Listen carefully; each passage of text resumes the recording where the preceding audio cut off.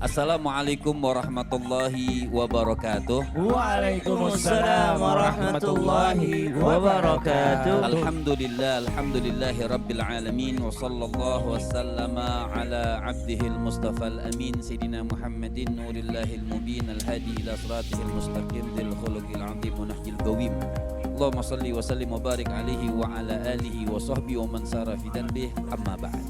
Kita sedikit akan membahas tentang bagaimana sih untuk bisa melancarkan rezeki kita. Artinya di antara ikhtiar kita. Masya Allah. Katanya orang mencari rezeki itu ada ikhtiar, ada doa, ada tawakal.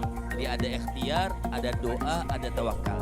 Di antara doa setelah kita ikhtiar adalah sholawat kepada baginda Nabi besar Muhammad Sallallahu Alaihi Wasallam. Makanya suka kalau orang lihat nih, misalnya Ustadz Syam nih punya rumah, kita juga pengen punya rumah, pegang rumah Ustadz Syam, salawatin aja Bener, kan. salawatin dulu. Salawatin dulu gitu ya. nih. Mobil.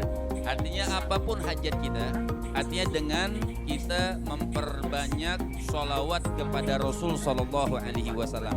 Di antara sholawat-sholawat yang mulia semua, sholawat Nabi ini mulia. Gak ada misalnya salawat naria, orang katakan itu salawat yang gak bagus. Gak, semua salawat yang berkaitan semuanya kepada Rasul Sallallahu Alaihi Wasallam itu tidak dikatakan bid'ah. Salawat kepada Nabi, doa, nanti doa kepada Rasul, doa kepada Allah Subhanahu Wa Taala, berwasilah kepada baginda Nabi besar Muhammad Sallallahu Alaihi Wasallam. Nah, di Allahu ala Muhammad Sallallahu Alaihi Wasallam. Salawat Jibril ya. Salawat Jibril. Sallallahu ala Muhammad dan seterusnya. Kita lanjut yang berikutnya nih buat jamaah Islam itu yang ada di rumah. Kita berbicara masalah tentang rezeki yang berlimpah yang kedua. Ini Masya Allah. Dan harus menjadikan sosok yang satu ini seperti raja. Dan bahkan kalau tidak kejadian ini gak bisa kita lakukan, berarti katanya tanda akhir zaman sudah dekat. Wah, ini apa Ustaz Maulana, mau izin penjelasan? Baik, izin Nabi, Masya Allah, tabarakallah. Habib, mana pemiliknya? Posisinya bagus terus dia wajahnya. Masya Allah. Sini. Sama, luar biasa. Nggak usah lirik ke sini, Ustaz. Ustaz langsung lirik ke sini. Bismillahirrahmanirrahim. Rahasia yang kedua, rezeki itu bisa melimpah. Masya Allah, ketika engkau menjadikan orang tuamu bagaikan raja. Hati-hati kepada anak-anak yang memperbudak orang tuanya, maka engkau akan mendapatkan rezeki bagaikan seorang budak. Dia akan suruh jaga anaknya, di mamanya. Jaga anakku. Aku sibuk mencari uang. Maka dia diperbudak dengan pekerjaan. Sementara dia memperbudak orang tuanya, maka diperbudaklah dia pada posisi rezeki bagaikan seorang budak. Tapi engkau muliakan orang tuamu. Tidak apa-apa, dia muliakan orang tua. Duduk ke sini, makan apa? Maka Allah akan memberikan rezeki melimpah bagian rezeki seorang raja. Ingat, jasa orang tua yang melahirkan menyebabkan kita hadir di muka bumi ini. Apalagi yang sudah mengajarkan kita kehidupan, kebaikan, kemuliaan. Masya Allah, tabarakallah. Cara makan aja itu luar biasa loh.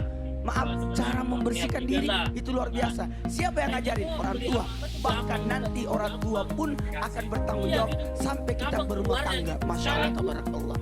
Maka jamaah yang dimuliakan oleh Allah, tadi Mas Fadli bilang, apakah ini jadi tanda akhir zaman juga, tanda kiamat juga? Iya, tanda-tanda hari kiamat.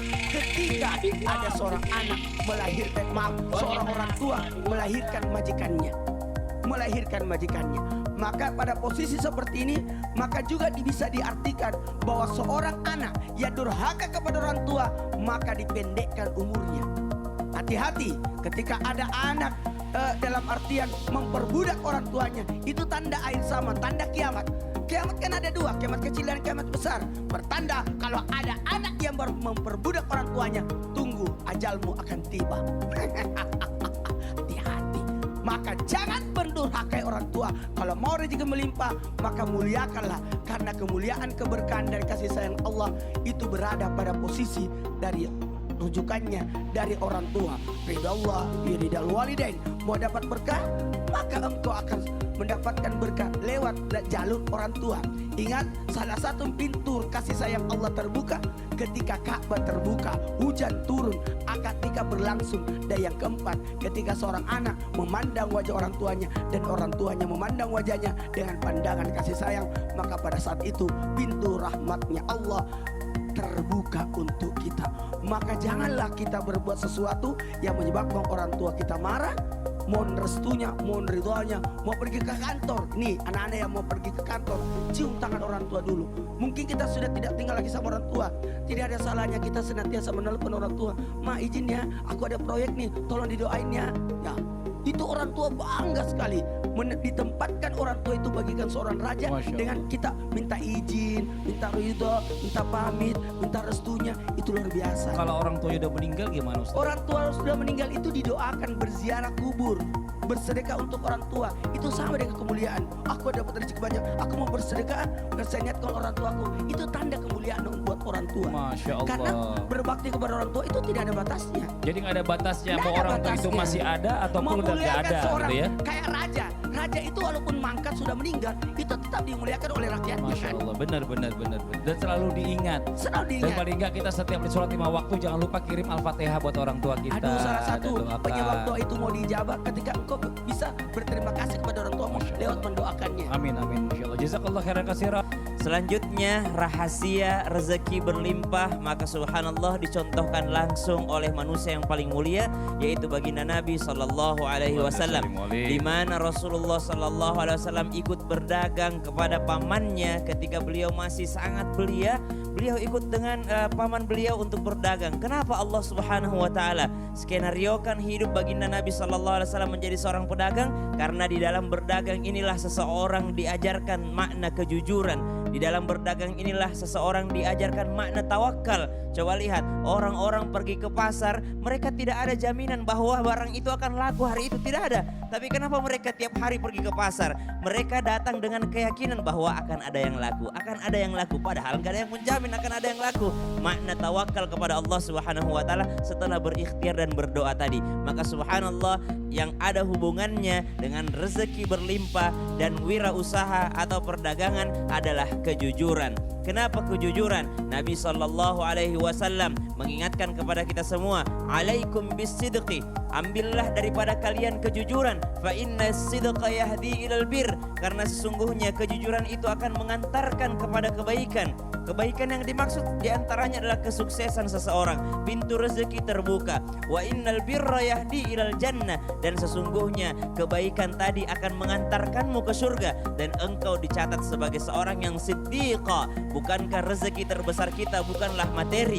Bukankah rezeki terbesar kita adalah bertemu dengan Allah Subhanahu wa taala di Jannatul Firdaus, bertemu dengan Allah Subhanahu wa taala di surga dan mendapatkan surga dari Allah Subhanahu wa taala? Bahwasanya mereka mendapatkan kenikmatan dari Allah Subhanahu wa taala, di antaranya para nabi dan para as-siddiqin, orang-orang yang jujur. Maka inilah rezeki berlimpah yang luar biasa dari Allah Subhanahu wa taala. Kita membersamai para nabi Allah Subhanahu wa taala, membersamai para orang-orang saleh, membersamai para syuhada minas salihin. Subhanallah. Kemudian dikatakan sahabat daripada baginda Nabi SAW, termasuk wirausahawan yang sangat sukses, yaitu Sayyidina Abdurrahman bin Auf radhiyallahu anhu warda. Beliau ketika ditawarkan harta, beliau mengatakan, tunjukkan saja saya di mana pasar. Ketika beliau datang ke pasar, apa yang dijaga oleh baginda Abdurrahman bin Auf? Beliau menjaga reputasinya, beliau menjaga kejujurannya, beliau menjaga relasinya, beliau menjaga bagaimana kreativitasnya, dan di antara semua tidak akan ada kesuksesan jikalau tidak dilalui dengan kejujurannya.